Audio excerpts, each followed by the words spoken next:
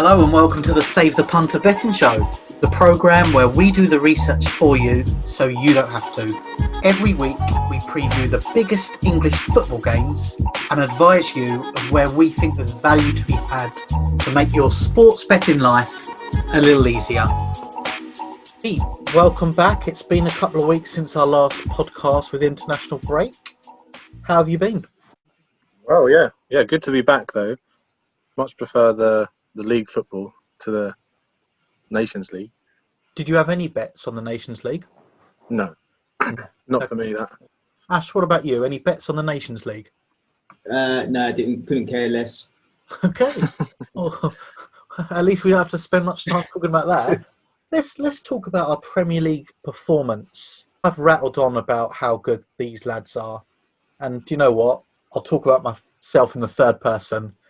That Paris Baron, he's not too bad either. Our ROI this season is astonishing. 38.77% from proper Premier League markets. Like I've said before, listeners, and if you're joining us for the first time, go to our Twitter at Save the Punter. You'll see a link there to a publicly editable document. It's a Google Doc. All our bets go in there. A whole Twitter following, the Twitterati keep us honest on what our bets are. They're all listed there. You can add your own bets. We're now £1,172 in profit from our Premier League suggested bets this week. And Ash, that's not even including your Thomas Souček goal scorer bet last week. Because we're very honest, unless we say it's definitely a suggested bet, we don't list it as a podcast bet. So the Souček bet won't even go in there. But we had nearly 10 points of profit last week. We had Che Adams to score first. The cliff's gone. We're now going up a lovely escalator and we'll put those 5 points in our pocket. We doubled up with Southampton to beat Newcastle, 2-point bet. That came in. And our biggest bet of the podcast, Aston Villa plus 3/4 of a goal, never looked in doubt. The Villains more than got the job done, absolutely brushing Arsenal aside.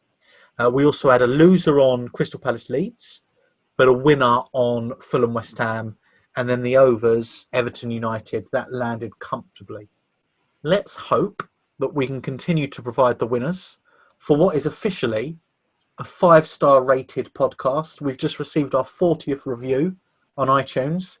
Every single review's been 5 stars. I'm waiting for the trolls to come out. This is almost an invite to the trolls to come and... No, don't do that. We want to appear high up the rankings. We want to get more listeners.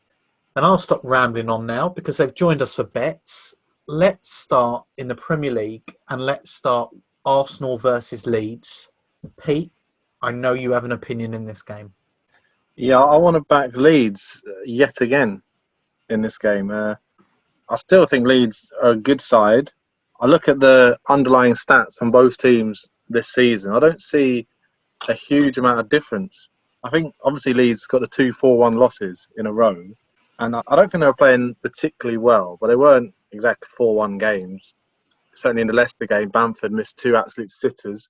He obviously had the disallowed goal that I've not seen anyone who actually thinks that should have been disallowed for offside against Palace. And that's the only slight issue, though, is that that was against 2 sort of defensive-minded teams where they came unstuck a bit. And now Arsenal these days are basically a defensive-minded team. So they may be able to, if they can keep it tight, they may be able to find gaps. But Arsenal have only scored 1 goal in the last 4 games, not creating chances. And I just think Leeds, this is a good price. We're getting 3.2 with Coral and Paddy Power for Leeds at home to beat Arsenal. I think it's a good price. Yeah, it's very interesting what you said about the difference in the teams. You said there's not a lot in it. And my ratings, they couldn't be closer. There's no 2 teams that are rated closer to each other than Arsenal and Leeds for me. For old listeners of our 2016 podcast, the PBR's back. I always said it doesn't come out in the first 7 or 8 games. We've played 8 games now. The PB ratings are officially back. And Arsenal are 11th for me, Leeds 12th. Now, Ash wanted us to back Leeds with a 45-point head start on the season-long handicap. We've all done that. We've piled on. We took Betfred's generous offer. And we were looking quite pretty after a few games, but some say Leeds have regressed to the mean. Some say they've just been unfortunate in recent games. Others say it's just a product of the way they play. For example, against Fulham, I think they were 4-1 up with about 15 minutes to go. And rather than manage the game, they had overlapping fullbacks. They had centre-backs stepping into midfield. They had 4 men ahead of the ball at one point when they're 4-1 up. It was just it looked like a team that had been told by their manager, you can do whatever you want in any situation as long as you believe it's the right thing and we're going for goals. Ash, you're a big Leeds fan. Would you be backing them in this game? Yeah, I'll back Leeds here. You boys have basically hit the nail on the head there. Arsenal don't attack. They're a mid-table side. Yeah, Arsenal could finish 8th. They could finish 11th. It doesn't make much difference there. Yeah, I haven't got much to add to that. I'd make Leeds favourites. There's nothing between the two teams.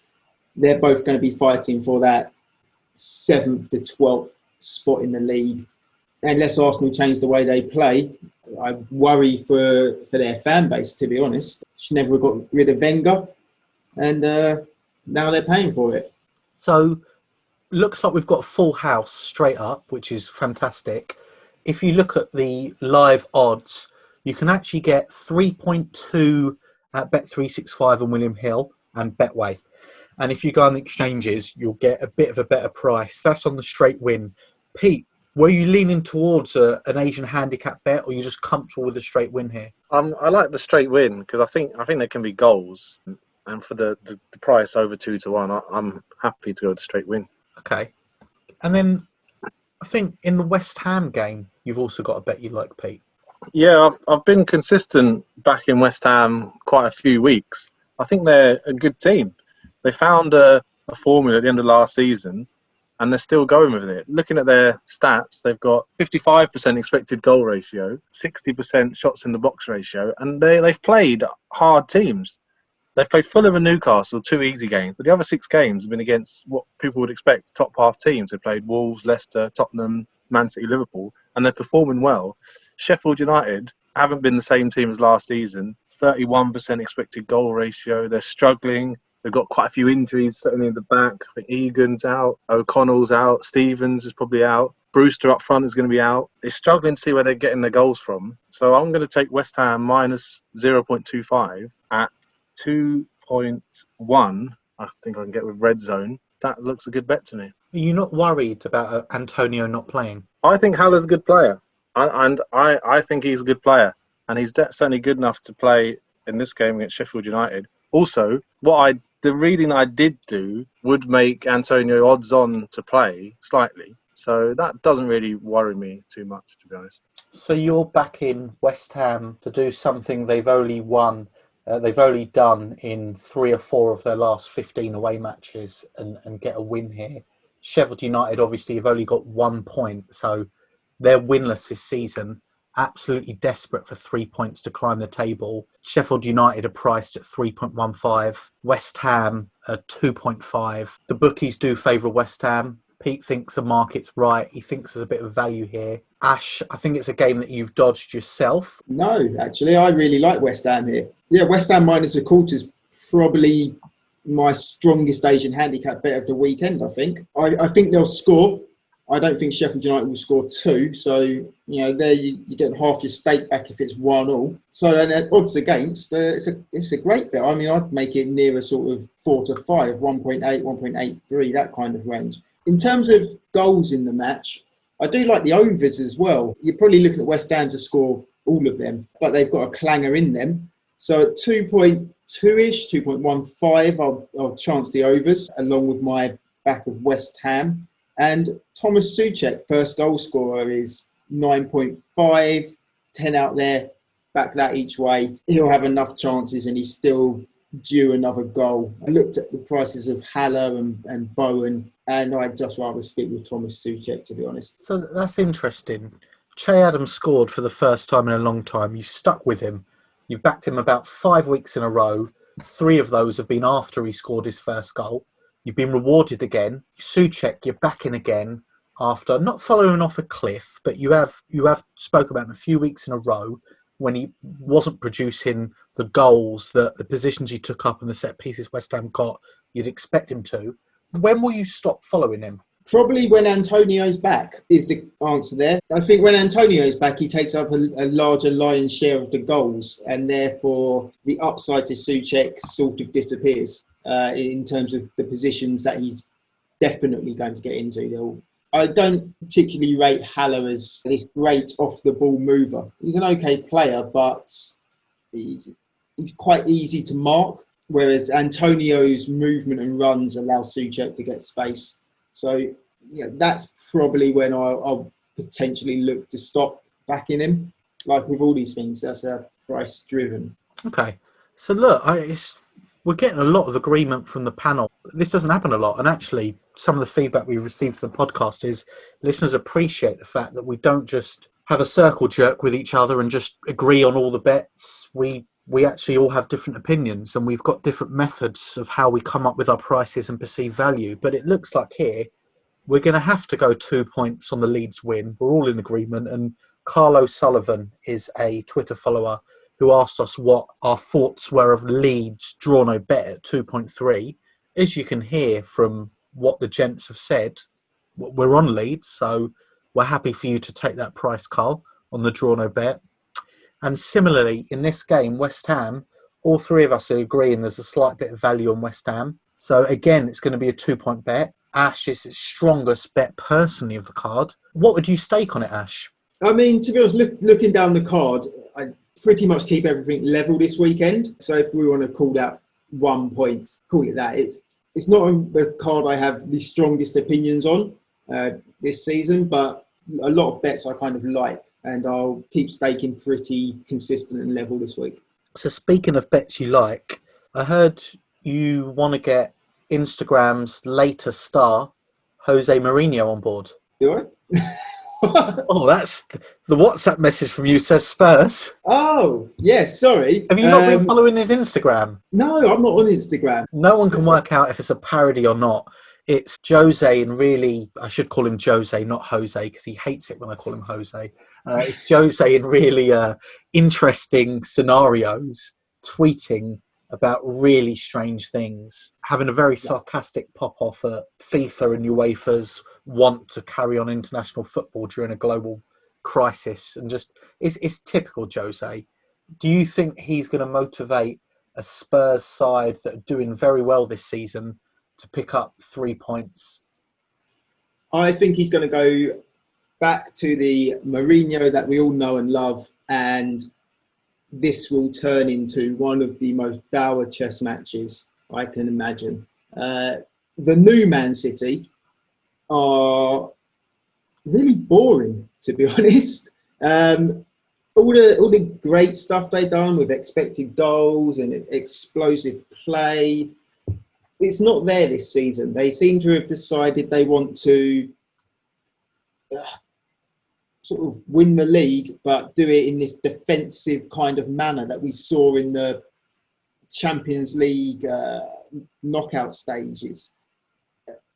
At the moment, it's not particularly working. I don't think they'll lose at Tottenham. I just think this game will be 0-0, 1-1. I don't see Man City going there and scoring 3 or 4. And if Man City go 1-0 up, they're just going to, from what we've seen this season, they'll go 1-0 up and they'll keep the ball and defend their lead. In which case, you get half your stake back on Spurs plus 0.75, which will do for me. Man City's, I've got them 9th in my rankings for how they've performed this season. Fulham have got the same amount of expected goals as them. So Fulham have created the same amount of good chances as them, which is, I find, quite astonishing. Even Man United and Arsenal are about on par with them as well. So they're not creating as many clear chances as before. And when you don't have Aguero, the clear chances you do create, there's not going to be as big a conversion rate. I'm inclined to agree with you on this potentially being a little low scoring, and I've actually gone for the draw. The draw's a bet I really like in this game. We've got AZK, who's a Twitter follower.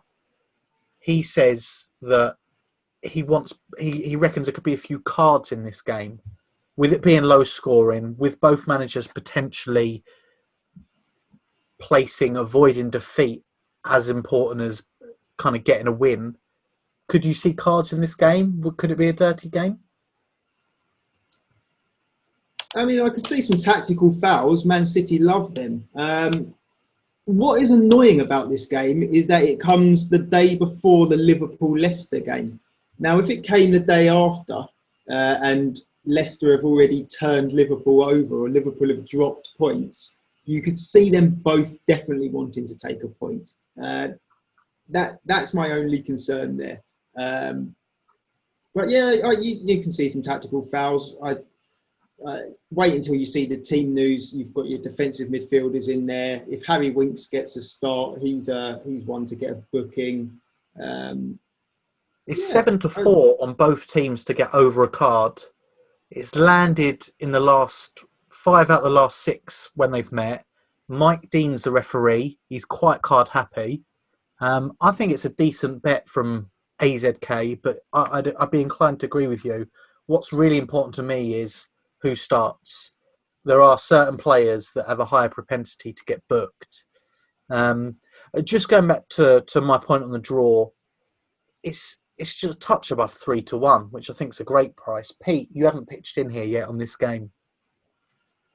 Yeah, I think there is a bit of value on Spurs. I think Ash is right. Mourinho will try and play the defensive game, keep everything tight, and hope that Son and Kane can come up with the goods again.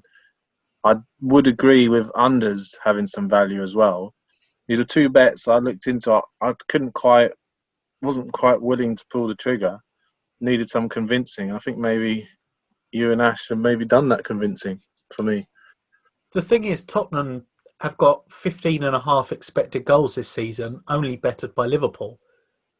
Why is that trend going to stop against a Man City side who are defensively not very good? I mean, it stopped against West Brom, who aren't good at anything. So, yeah. Tottenham massively overperformed in front of goal early on in the season and benefited from a suicidal high line against Southampton. I don't think they'll be as adventurous here for a start, and they are regressing a little bit. We saw it in that West Brom game. I don't think they had a shot, did they, in the first half? No.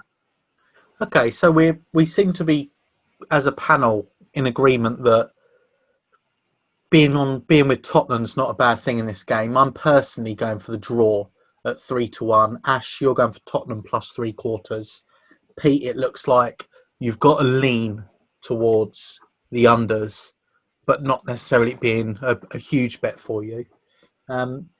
One bet which I do really like, which was aforementioned by Ash, is in the Liverpool v Leicester game. Now, Carlo Sullivan has tweeted in and said over 2.5 on both teams to score at 5-6, 1.83. Yeah, that's a bet I like. Don't mind that. Rob Davids also tweeted in and said Leicester +1. And whilst I like that, I'm actually taking the 3-1 available on Leicester to beat the Premier League champions. A lot's happened since Leicester finished top of the pile in 2016, but they are currently in that position after 8 matches, which, yes, is less than a quarter of the season. But I think the betting markets aren't showing the Foxes enough respect here. So there's 3 reasons why I'm going to put a point on the away side. Number 1, team news. Liverpool are missing Trent Alexander-Arnold. We've spoken before on the podcast about how important the fullbacks are in the way Liverpool play, because they push really high. They get more assists as a partnership at fullback than any other team. They put more crosses in, and they're both very athletic getting up and down. Now, when they push forward, you've got Van Dijk, who is imperious in the centre of defence to cover for them and be a leader. He's missing. Joe Gomez also missing. Fabinho not playing. So it's a quite inexperienced back four that haven't played together that much. You've got the likes of Nico Williams coming in there. Salah's also probably unavailable. And as much as I dislike the way he plays, he's very selfish. He is a great player. Jota's will, of course, do a fine job in filling in for him. I think Firmino's gone off the boil a little bit. Mane's been a little quieter than normal. So, yeah, the team news there. Liverpool are really struggling. Henderson might even be out as well. Leicester have got problems. We already know that Ndidi and Pereira are out, but they have been for a while and they've coped quite well without them. Soyuncu's probably still out, but Fofana's come in and done a magnificent job. It's another example of Leicester's recruitment drive being superb. Mendy's done okay as well in centre mid. Maddison's back to full fitness, looking good. So I'm happy with the team news. Second reason, the price. I'll make Leicester closer to 2-1 than 3-1. The bookmakers disagree, so I think there's value to be had. I know there's more chance that Leicester do not win than win, but odds of 3.9, there's more of a chance. There's more than what the 25, 26, 27% chance of them winning that the market says. And the third, the tactical battle between the managers. Brendan Rodgers has always shown he's got a trick up his sleeve, especially when returning to former employers. He'll relish this. I fancy him to set up well to stop Liverpool. Liverpool can't afford to play a high line against Vardy, so they won't be able to press as high up the pitch as they normally can. They might have to have a bit of a lower block than normal. But then also three things that don't really support my bet. In Liverpool's last 10 games at home against the top six, they've won all 10. In fact, they've been winning at half-time of 8 of them. In Leicester's last 10 matches on the road to the top six, they've lost by 2 or more goals 5 times. And in my PBR ratings, Liverpool best in the league. They got a rating of 9 compared to 6 with Leicester, who are third. And I'm also a bit worried about Fuchs playing on the left for back three there. But yeah, my bet is Leicester to win here. I don't think I'm going to get as much support as our previous bets have. I completely hate the game, to be honest. It was hard enough to price up. Do you know what? If Liverpool didn't have all these injuries, I'd probably back Leicester. And now they've got all the injuries, I feel like I can't price it accurately enough. It's hard to price game. It's like pricing up a cup game. Liverpool missing 6, 7 players, and then Leicester missing players. The only little glimmer of value that I found in this game, and it is a tiniest potential sliver, is Johnny Evans to score the first goal at 50-1 or 40-1, if you want to take it each way with 5 places out there. And it's simply because of the defensive issues Liverpool have. You don't really fancy them to defend corners.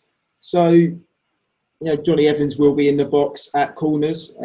He hasn't. I think he's had 1 header this season, so it doesn't really bode well.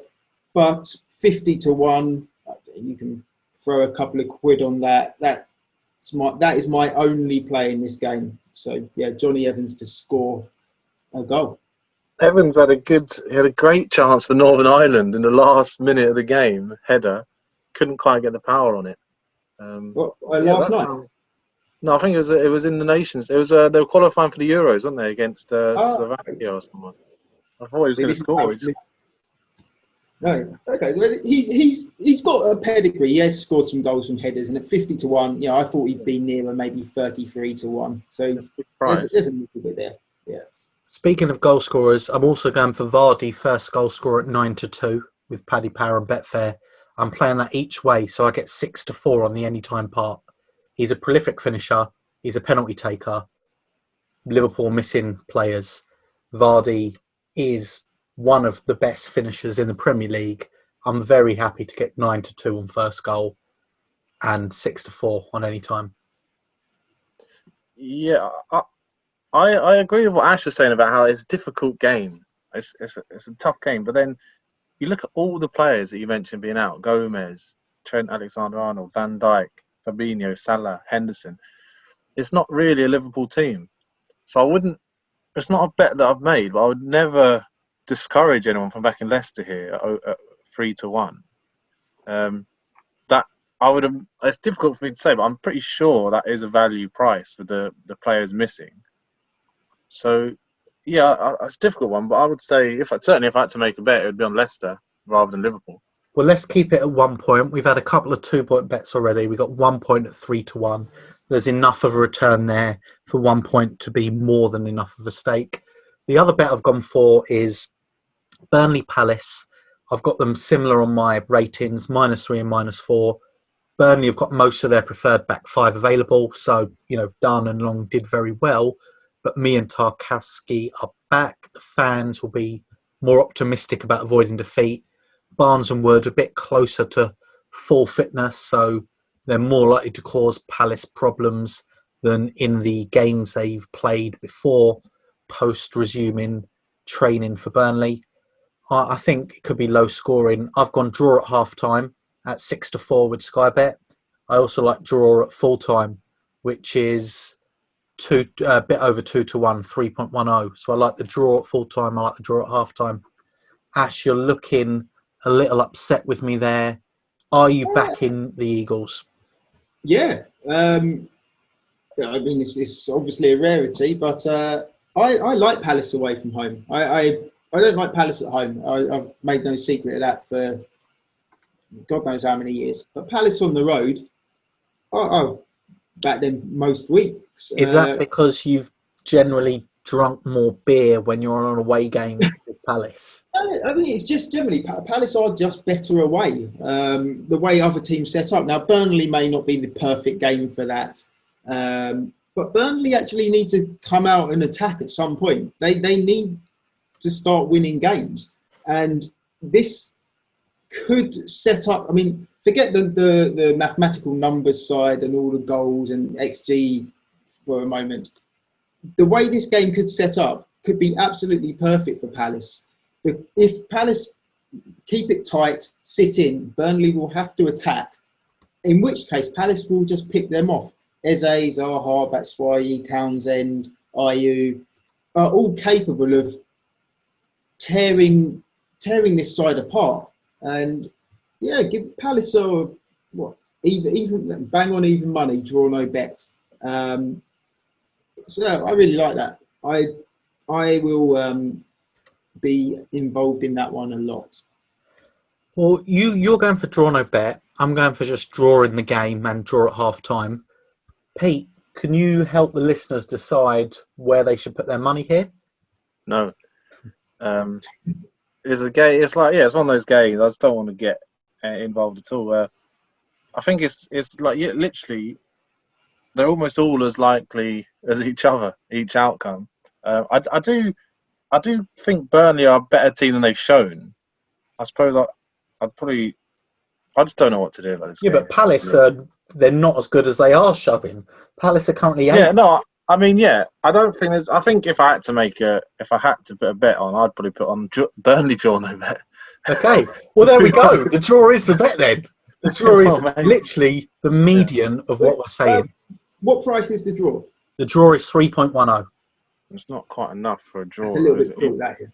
Even in this game. I had it shorter. I think the draw at half time is a great price at 6-4 because in these low scoring games you normally get 11-8.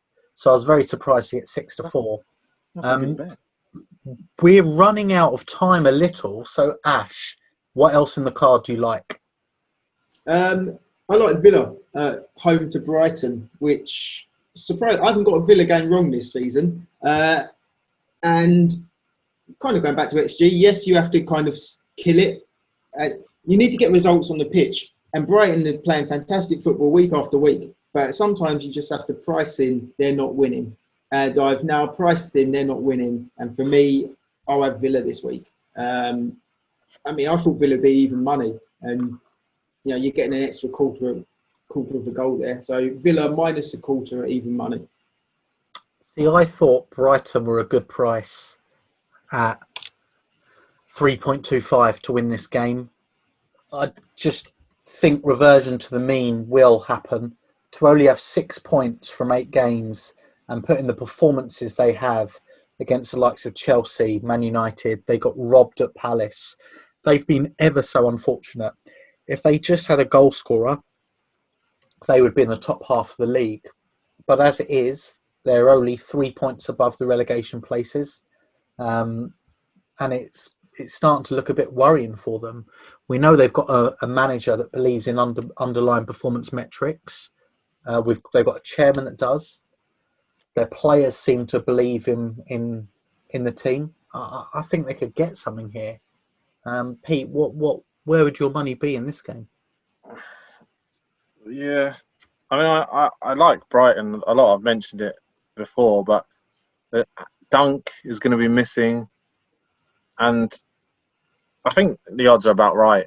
And maybe what Ash is talking about, you look like you got Grealish, Barkley, Watkins, looking top form, but that was before an international break. Maybe I'm not a big believer in form personally myself, or people being able to notice the form anyway.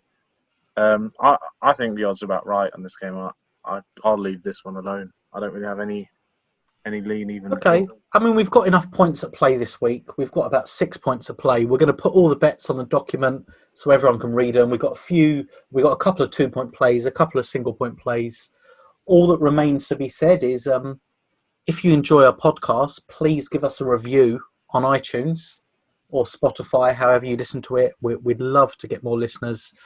And we're at 40 reviews. Once we hit 50, Ash and Pete are going to choose the best review between 40 and 50, and that person's going to get a £25 free bet, just like the lads did before. Ash, how did Maiden go today, by the way? Did you get any winners? No, it was awful. It's been the worst, probably the worst days betting in 2 months, 3 months maybe. Yeah, it was very disappointing, but that happens and you just move on to the next day. There is no last bet. Yeah, I've had a stinker of a day myself, actually, as well. I've had a very tumultuous 30 days, and looking forward to the Premier League card return. Pete, have you had any betting highlights of the last week? Last week, I'm still waiting for Betfair to pay out on one of my president elections bet. Markets have paid out, but that's not a lot of highlights, I'd say. Yeah, it's not been a great couple of weeks actually. So you bring on the Premier League. So the 250, 350 odd people that listen to this is 3 out of 4 punters advising you on where to put your money. Well, it's only the Premier League where we're informed.